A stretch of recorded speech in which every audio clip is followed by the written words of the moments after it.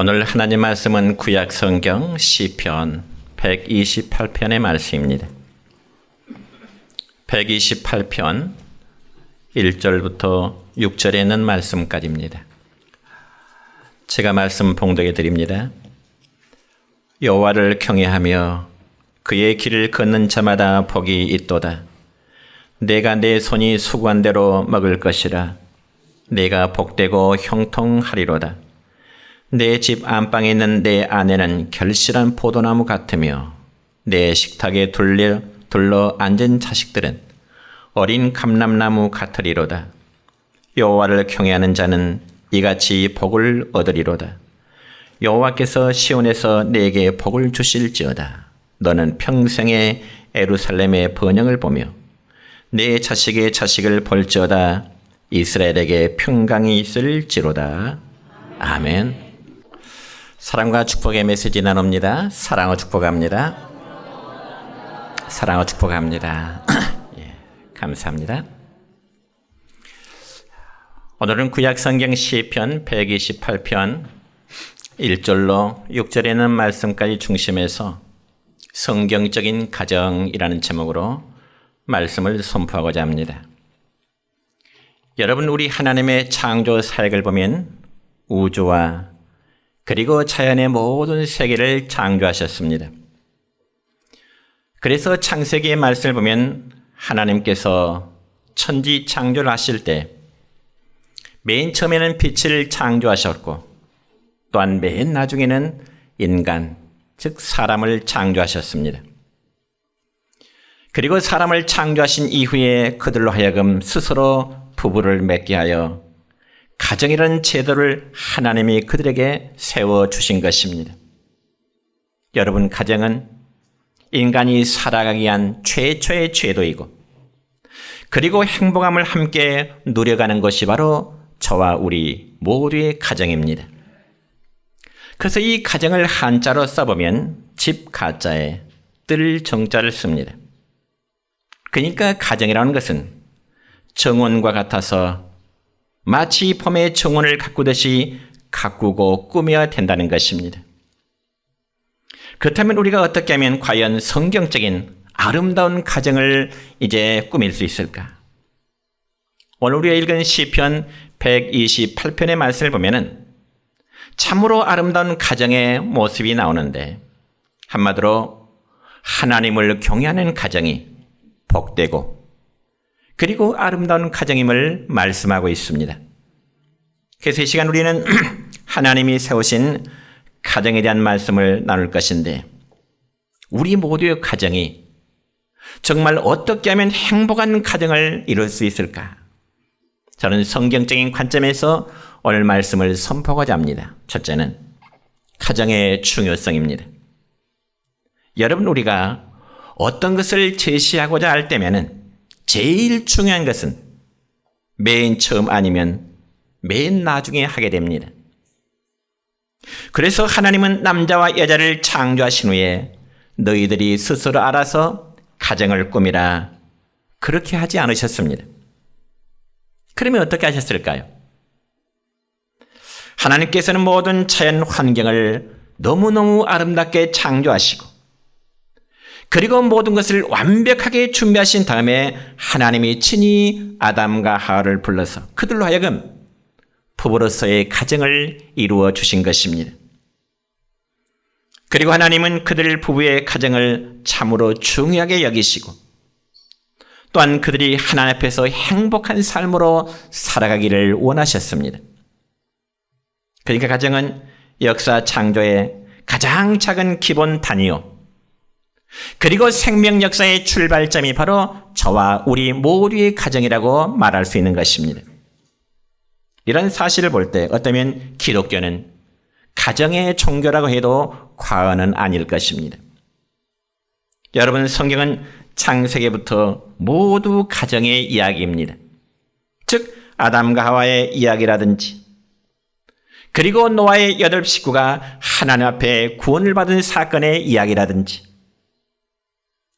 아브라함이 100세 때 아들을 낳아서 행복하게 살았던 이야기라든가 그리고 리브가와 함께 쌍둥이를 낳고 살아가는 이삭의 이야기라든지 12 형제와 함께 복을 받는 족장들의 이야기, 그리고 출애굽기 보면 모세의 이야기 등등, 우리가 성경에 보면 누가 누구를 낳고 또 누가 누구를 낳고 이러한 가정의 족보 이야기가 계속 반복되고 있습니다. 이처럼 성경은 가정의 이야기라고도 볼 수 있습니다. 그러므로 하나님은 가정을 저와 우리 모두에게 선물로 주신 거지요. 그래서 예수님께서도 이 땅에 오셔서 문제 있는 가정을 찾아가 슬픈 가정을 찾아가셔 그들에게 기쁨을 주셨고, 또는 병든 가정에 찾아가셔서 주님은 그들에게 치유를 해주시는 역사를 이루셨습니다. 우리가 예를 들어 베드로의 장모가 병들었을 때 주님은 베드로의 장모의 집에 신방을 가셔서 그들을 치유해 주셨습니다. 뿐만 아니라 죄인 되었던 삭개와 그리고 세리 마태의 집에 찾아가셔서 그들에게 구원을 선포하시고 함께 기쁨을 나누시기도 하셨습니다. 어디 그뿐만일까요? 예수님은 일찍 부모를 잃어버리고 고아가 된 나사로와 그리고 마르다와 그리고 마리아의 가정에 자주 찾아가셔서 그들을 위로하시고 그들의 기쁨과 소망과 생명을 주시기도 하신 것입니다. 그래서 성경에 보면은 하나님을 떠난 죄인의 모습을 가리켜서 예수님은 가정을 떠난 마치 탕자의 모습으로 비유를 하고 있습니다. 여러분이 잘 아시다시피 누가복음 15장의 말씀 보면은 탕자의 비유 이야기가 나옵니다. 여러분, 어느 가정에 두 아들이 있었습니다. 그런데 어느 날 둘째 아들은 부모로부터 이제는 독립을 하고 싶은 생각이 들었던지 아버지에게 이런 제안합니다. 그 제안은 무엇인가 하니, 아버지, 이제 저도 이제 스스로 독립을 하고 싶습니다. 그러니 훗날 저에게 물려주실 유산을 지금 좀 주시면 안 되겠습니까? 이런 제안을 둘째 아들이 아버지에게 하게 됩니다. 왜냐하면 둘째 아들의 생각으로는 부모님의 곁을 떠나고 자기 가정을 떠나 다른 곳에 가 살면 정말로 행복할 줄로 생각을 했기 때문에 그렇습니다. 그리고 그곳에는 어느 누구로부터도 간섭을 받지 않고요, 홀로 먼 나라에 나가서 독립을 하게 되면 정말 자유로울 것 같은 그런 마음을 가졌기 때문에 그렇습니다. 그래서 아버지는 둘째 아들의 요구에 대해서 못마땅하지만 그래도 아들의 요구에게 거절하지 못하고 둘째 아들의 요구를 들어주게 됩니다. 그래서 둘째 아들은 자기 아버지로부터 훗날 자기에게 물려받을 유산, 자기에게 돌아올 유산을 미리 받아가지고 먼 나라로 떠나게 되었습니다. 여러분, 그때 둘째 아들의 기분이 어땠을까요? 아마 두 어깨를 치켜 올리면서 나는 자유인이다, 아마 그런 기분을 느꼈을 것입니다. 왜냐하면 그는 더 이상 아버지로부터의 간섭에서 벗어나니 정말 세상에 가장 자유로운 자신의 존재감을 이제 생각을 했기 때문이겠습니다. 그리고 훗날 자기에게 돌아올 유산을 미리 받았으니 이제는 젊었을 때 마음껏 써보고 싶어하는 그런 즐거움, 그런 기대감이 굉장히 넘쳤을 것이라 그 말입니다. 그러나 여러분, 둘째 아들이 아버지로부터 미리 물려받은 그 유산의 돈은 오래 가지를 못했습니다. 왜냐하면 하루 이틀 이 돈 쓰는 재미에 빠지다 보니 어느덧 주머니에 담겨진 돈은 다 떨어져 버렸기 때문에 그렇습니다. 여러분, 돈이 있을 때 따르던 주변의 사람들은 돈이 떨어지니 하나 둘 이 둘째 아들의 곁을 다 떨어져 나가고야 말았습니다. 그저 둘째 아들은 그때부터 굶주림이 시작되게 됩니다. 돈이 떨어지니 배고플 수밖에 없다는 겁니다. 그렇다면 과연 집 나간 아들이 배고파 굶주릴 때 가장 먼저 생각나는 곳이 과연 어디일까요? 그것은 바로 가정인 것입니다. 그래서 둘째 아들 역시 가정에 대한 그리움이 사무치게 되었는데 그 심정을 누가복음 15장 17절의 말씀을 보면 둘째 아들의 심정이 이렇게 표현되고 있습니다. 시작. 내 아버지에게는 양식이 풍족한 품꾼이 얼마나 많은가. 나는 여기서 줄여 죽는구나. 나는 여기서 줄여 죽는구나. 즉 배가 고파 굶주리는 자신의 현실을 지금 한탄하고 있는 겁니다. 아버지를 떠나고 가정을 떠나서 먼 나라에 왔지만은 가지고 온 돈 다 떨어지고 나니 굶주림의 현실 속에 자신은 한탄하고 있는 겁니다. 여러분, 세상의 행복과 즐거움은 돈이 떨어지면 그만입니다. 그 누구도 내 옆에 있어 주려고 하질 않습니다. 그렇지만 가족은 그렇지 않습니다. 거지의 모습으로, 아니 빈털털의 모습으로 돌아온 아들을 위해 아버지는 그를 측은히 여기다가 측은히 여기면서 반갑게, 그리고 불쌍히 여기면서 빈털털로 돌아온, 거지의 모습으로 돌아온 둘째 아들을 맞아주었다는 말씀이 누가복음 15장에 기록되어 있습니다. 사랑하는 성도 여러분이여, 세상에 자기의 가정보다 더 좋은 것이 어디 있겠습니까? 금방 허물어질 듯한 초라한 집이라 할지라도 우리의 집에는 편히 누울 수 있는 공간이 있고요, 그 집에 온 가족의 사랑이 있다면 그것이 가장 행복한 처소가 됨을 믿으시기를 축원합니다. 그런 반면에 아무리 화려한 저택 속에서 좋은 문화시설을 갖추고 산다고 할지라도 그것에 가족 간의 웃음이 없다면 그것은 절대로 행복한 집이 되지를 못할 것입니다. 그래서 요즘 우리 세대는 집은 있지만 가정이 없다는 말이 있습니다. 그러니까 잠잘 집은 있지만 가정이 없다는 것은 가정의 행복을 느끼지 못한다는 거죠. 그다음 사랑하는 성도 여러분이요, 우리 성도의 집에 행복이 있기 위해서는 어떠해야 될까요? 여러분, 행복은 저절로 굴러 들어온 것은 아닐 것입니다. 행복이란 돈으로 꾸미는 것도 결코 아닐 것입니다. 그렇기 때문에 행복한 가정이 되기 위해서는 가족 구성원이 서로의 노력이 필요한 것입니다. 그러면 가정의 행복을 위해서 가족 구성원이 노력해야 될 그 일이 과연 구체적으로 무엇일까요? 바로 오늘 읽었던 성경 시편 128편 1절의 말씀 보면 이렇게 기록됩니다. 시작. 여호와를 경외하며 그의 길을 걷는 자마다 복이 있도다. 아멘.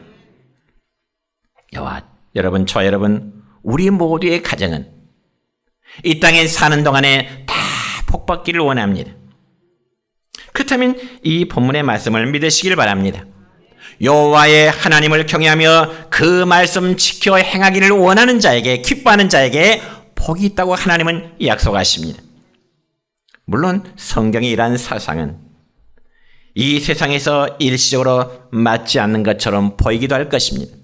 왜냐하면 하나님을 믿지 아니하는 그 불신자들의 삶도 어쩌면 더 잘 살고 더 번성하는 경우들이 많기 때문에 그렇습니다. 그러나 여러분, 궁극적인 측면에서 성경의 이 사상은 분명한 진리입니다. 참으로 하나님을 경외하는 자는 우리가 이 땅에 사는 동안에 고난을 받을지라도, 그리고 다른 삶의 부족함이 있을지라도 영원한 하나님의 나라를 얻게 되는, 차지하는 그러한 복을 얻기 때문에 그렇습니다. 그래서 많은 믿음의 선조들이 이 믿음 때문에 때론 순교의 채물이 되기도 했고, 많은 핍박 속에 또한 채물을 빼앗기기도 하는 그런 역사가 있었던 것입니다. 그리고 오늘 본문 또 2절의 말씀을 보면 이렇네요. 시작. 네가 내 손이 수고한 대로 먹을 것이라. 네가 복되고 형통하리라. 아멘. 그러니까 이 말씀은 여호와 하나님을 참으로 경외하며 그 도에 행하는 자는 자기 손이 수고한 대로 먹을 것이라. 이 말씀이 중요합니다.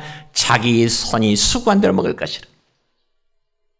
만약 여러분 땀 흘리며 온갖 수고를 다했지만은 마치 턱 빠진 이제 물처럼 모든 것이 새어나간다면 그게 복이 될 수는 없을 것입니다. 이 말씀은 노동의 대가를 얻게 되려는 약속입니다. 그래서 우리가 꼭 알아야 할 사실인데 그건 다름이 아니라 진정한 복이라는 것은 자신이 땀 흘리는 수고 없이 거저 얻어지는 것이 아니라 정말 자신의 땀과 노력으로 얻어지는 열매가 바로 복이 되는 줄 믿습니다. 물론 어떤 분은 생각하기를 가만히 있어도 마치 호박이 넝쿨처럼 굴러오는 그런 어떤 환경을 복이라고 생각하는지 모르겠습니다. 그러나 그건 절대로 복이 아니고 수고하고 노력한 대로 얻어지는 것이 참된 복임을 믿으시기를 축원합니다. 여러분, 이 글에 보면은 무고히 특전지 가면 부르대복하고 피루태환이라 이런 말이 있습니다. 무슨 말인 거 아니에요? 사람이 한순간에 벌어들인 일확천금은 절대로 그것이 복이 아니라 어쩌면 화를 자초할 수 있는 것이 될 수 있다 하는 겁니다. 일확천금 기대하지 말라는 겁니다. 정말 땀 흘리며 수고하는 것이, 그 열매를 먹는 것이 우리에게는 복이 된다는 말씀입니다. 특별히 요즘 우리 사회는 나이를 불문하고 이런 복권 당첨을 꿈꾸는 사람들이 참 많이 있습니다. 그래서 로또 복권에서 고액의 당첨금에 당첨된 사람들 중에 어느 기관이 500명을 대상으로 설문조사를 했는데요. 고액의 로또 복권 당첨자를 이제 설문조사했는데 약 80%가 복권 당첨 후의 삶이 행복해지는 것이 아니라 불행하더라는 것입니다. 그리고 20%만이 복권 당첨 이후에 행복한 삶을 살더라는 거죠. 그러면 어떤 사람들이 복권에 당첨됐음에도 불행해졌을까요? 이들 중에 60%는 경마나 토박을 하면서 가산을 탕진해버렸고요.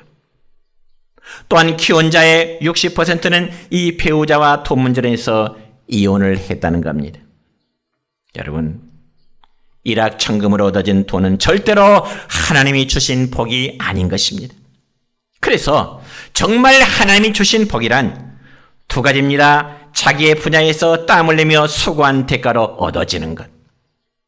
두 번째는 여호와를 경외하며 그 도에 행하는 자라고 오늘 성경 시편 128편에서 약속의 말씀을 주고 있습니다. 여러분, 가정의 주인은 사람이죠.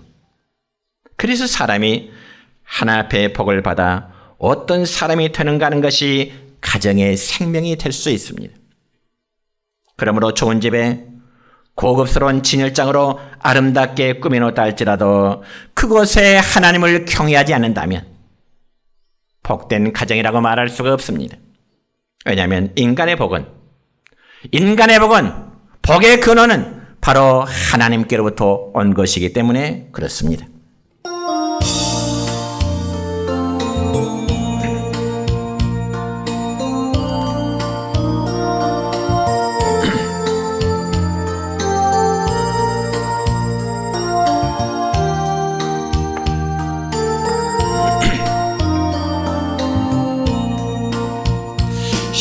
심령이 가난한 자는 천국이 저희 것이요 애통하는 자는 복있네 위로를 받을 것이요 온유한 자 복이 있나니 땅을 기업으로 받겠네 의에 줄이고 목마른 자는 저희 배부를 것이요 긍휼히 여기는 자는 긍휼히 여김받겠네 마음이 청결한 자는 하나님을 볼 것이요 화평케 하는 자는 하나님의 아들이라 일컫네 너를 위하여 하여 핍박받는 자 천국이 저희 것이라. 내게도 주소서. 내가 복을 받기 원하네. 오 내 주여 주소서.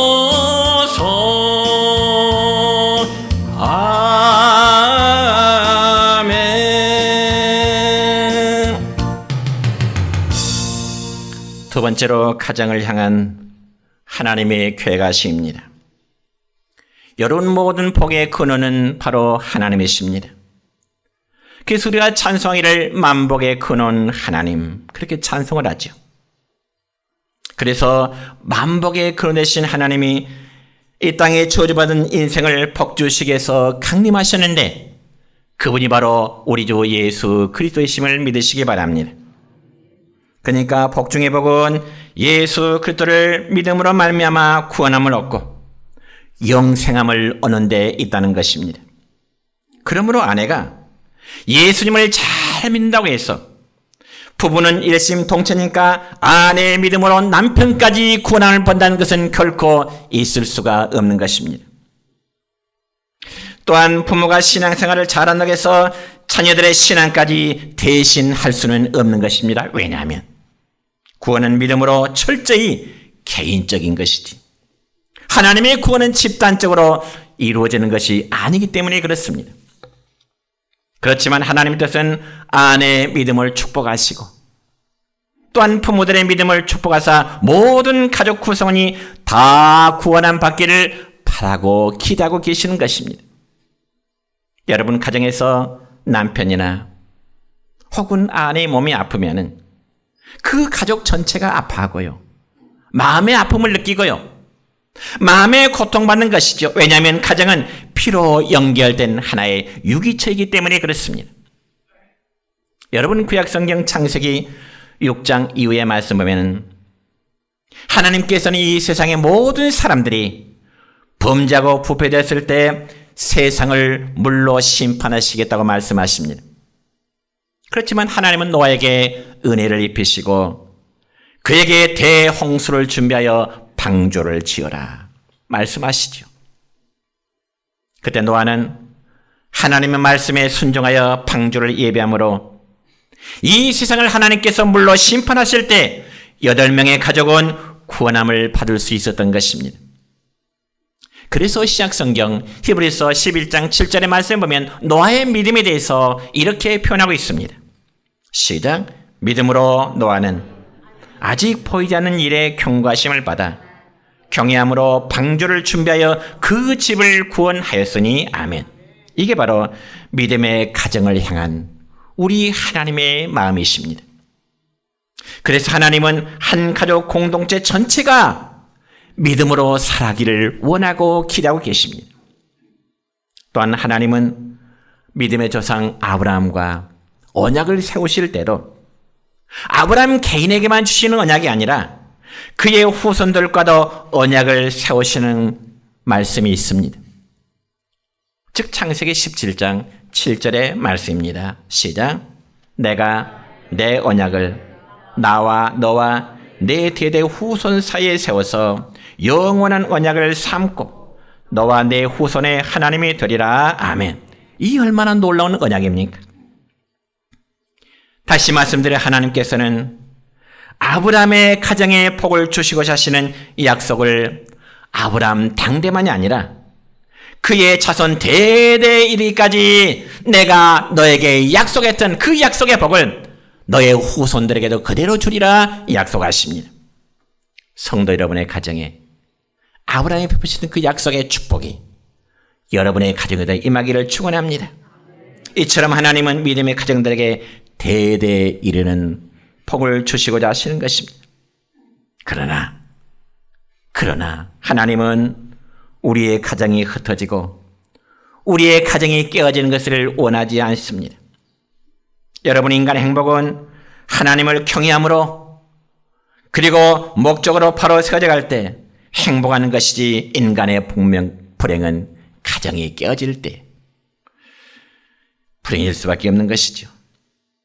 그러면 하나님이 세우신 가정을 파괴하는 일을 누가 할까요? 그건 바로 악한 영인 사탄의 역사가 한 가정의 배우자를 통해서 나타나게 되는 겁니다. 그래서 사탄은 성도들의 가정이 하나가 되지 못하도록 하게 되는 것이죠. 여러분, 성도 하나의 가정이 무너지면 우리 내정교회는 하나의 가정이 또 무너지는 것과 마찬가지입니다. 왜냐하면 성도 가정의 교회는 바로 내정교회 하나의 부분이기 때문에 그렇습니다. 우리가 대표적인 하나의 가정을 소개할까요? 여러분, 구약성경 창세기 19장의 말씀 보면 소돔과 고모라 상의 멸망의 사건이 기록되어 있습니다. 여러분, 하나님께서는 소돔과 고모라 상을 멸망시키기 전에 먼저 아브라함의 조카였던 롯에게, 롯이라는 사람에게 하나님은 천사를 보내시죠. 그리고 하나님은 천사를 통해서 아브라함의 조카인 롯에게 말씀하시기를 머지않아 이 소돔과 고모라 성이 멸망이 될 것이니 빨리 네 아내와 두 딸을 데리고 빨리 성 밖으로 빠져나가라, 피신하라, 그런 메시지를 주십니다. 그래서 롯은요, 천사의 말 듣고 두 딸과 정원한 사이들에게 다급하게 불러서 지금 하나님께서 이 성을 심판하신다고 하는 메시지를 들었다. 빨리 우리가 이 성을 빠져나가자. 그렇다면 롯의 말을 들은 그 사이들의 반응이 어떠했을까요? 장인이 하는 그 말을 귀담아 들었을까요? 아마 짐작컨대 이 롯은 정말 다급한 심정으로 자기의 두 딸과 사이들에게 하나님의 불심판을 예고했을 것입니다. 시간 없다, 서둘러라, 빨리 우리가 이 성을 빠져나가자. 철방한 심정으로 롯은 두 딸과 사이들에게 하나님의 심판을 이제 전했을 것입니다. 그렇지만 창세기 19장 14절의 말씀 보면 사이들의 반응은 이렇네요. 어떤 반응일까요? 시작. 여호와께서 이 성을 멸하실 터이니 너희는 일어나 이곳에 떠나라 하되, 그 사이들이 뭐라고요? 농담으로 여겼더라. 하나님이 천사를 통해서 그들의 성읍에 불심판을 내시겠다는 그 메시지를 롯이 받아서 두 딸과 사이들에게 전했건만 사이들의 반응은 장인의 그 말을 농담으로 여겼더라. 혹시 우리 주변에 이런 분 안 계실까요? 예수 믿지 않으면 지옥 간다는 사실을 농담으로 여기는 내 가족, 혹은 우리의 형제들이 없을까요? 그러므로 롯의 가정은 아무리 하나님이 그 가정을 다 구원하고자 사랑을 베풀었지만 결국 절반밖에 구원하지를 못했던 가정이 롯의 가정입니다. 그렇지만 반대로 이방 여인의 가족 구원을 또 소개하고자 합니다. 여러분, 여호수아의 말씀을 보면 한 여인이 등장합니다. 그 여인 이름은 라합이라는 여인이고요. 라합. 그녀의 직업은 바로 기생이라는 직업이었습니다. 그리고 그 여인이 살던 지역은 바로 여리고라는 성읍입니다.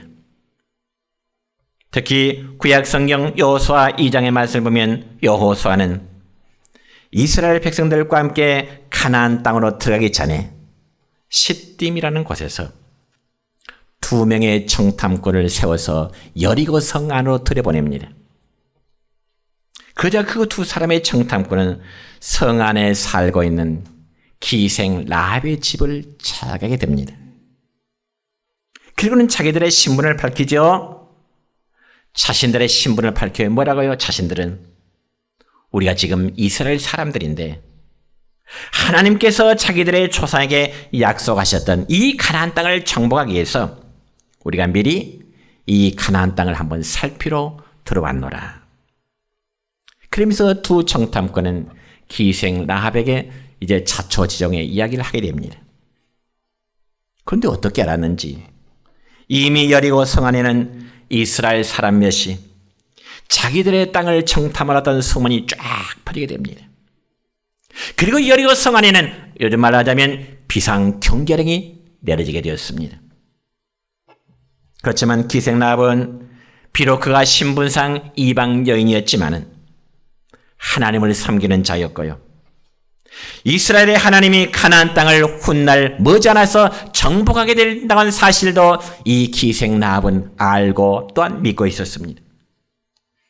그래서 그는 이스라엘의 청탕 두 사람을 섬겨주는 대신에 그에 따른 대가를 요구하게 됩니다. 그러면 과연 기생라합이 두 청탐꾼에게 요구하는 대가는 무엇일까요?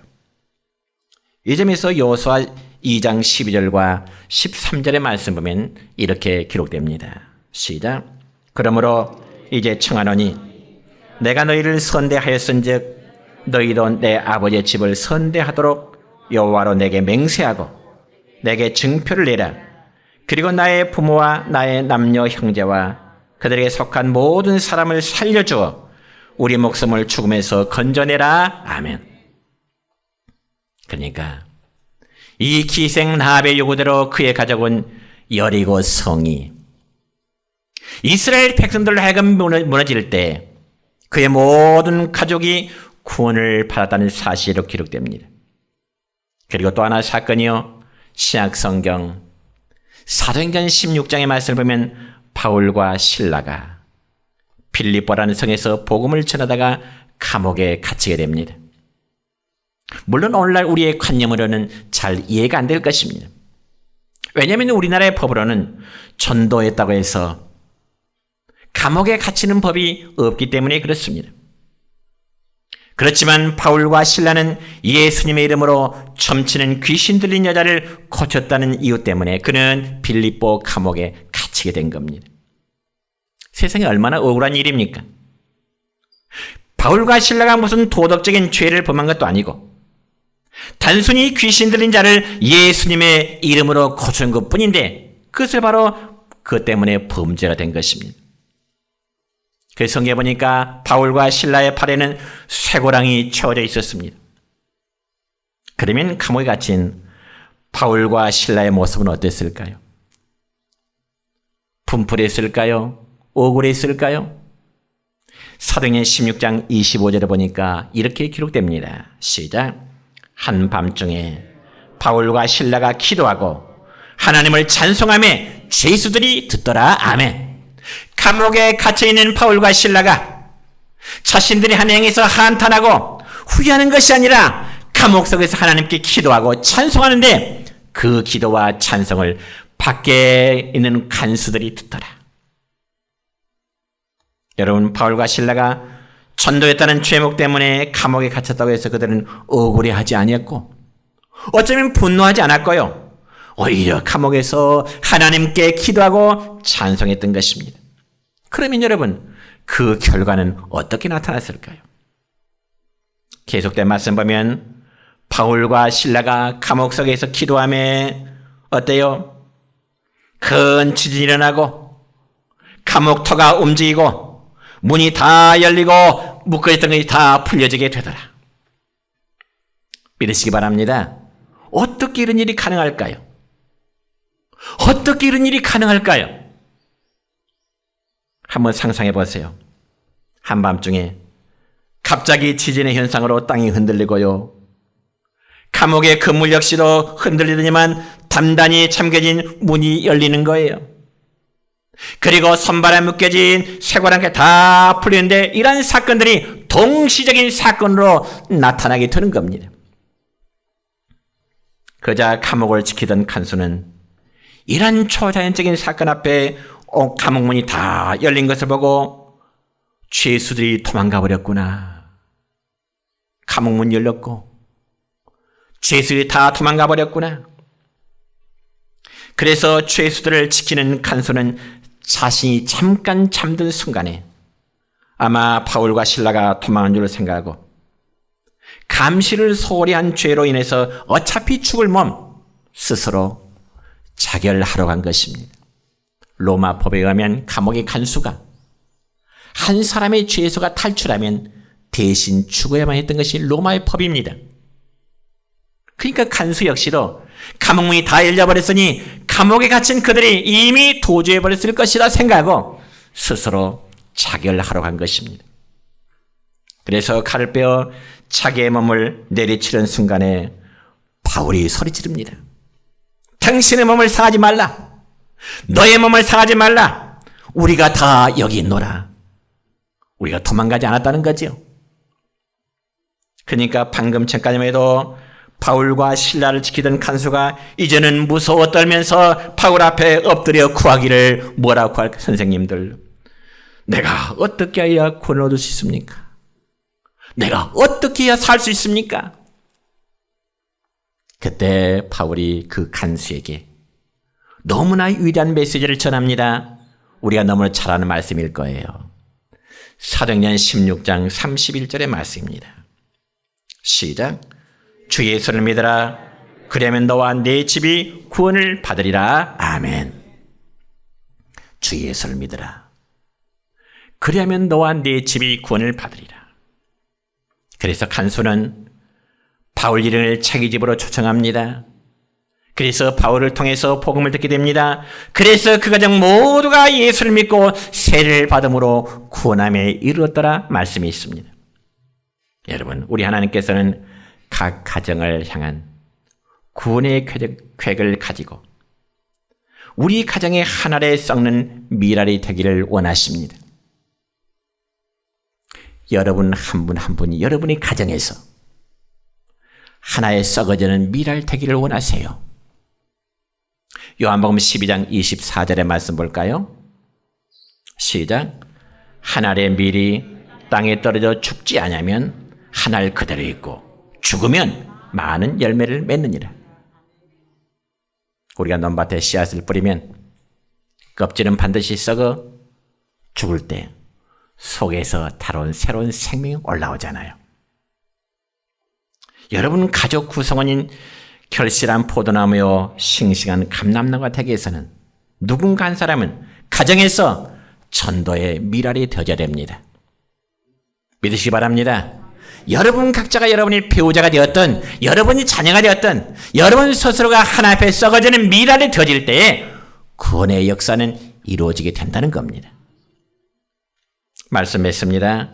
가정에서 남편과 아내가 하나의 미랄이 되고자 노력하고 자녀들이 하나의 미랄이 되고자 노력할 때 우리 모든 가정은 정말 성경적인 행복한 가정이 될 줄로 믿습니다. 오늘 이 말씀이 여러분의 가정에 복된 말씀 되시기를 축원합니다.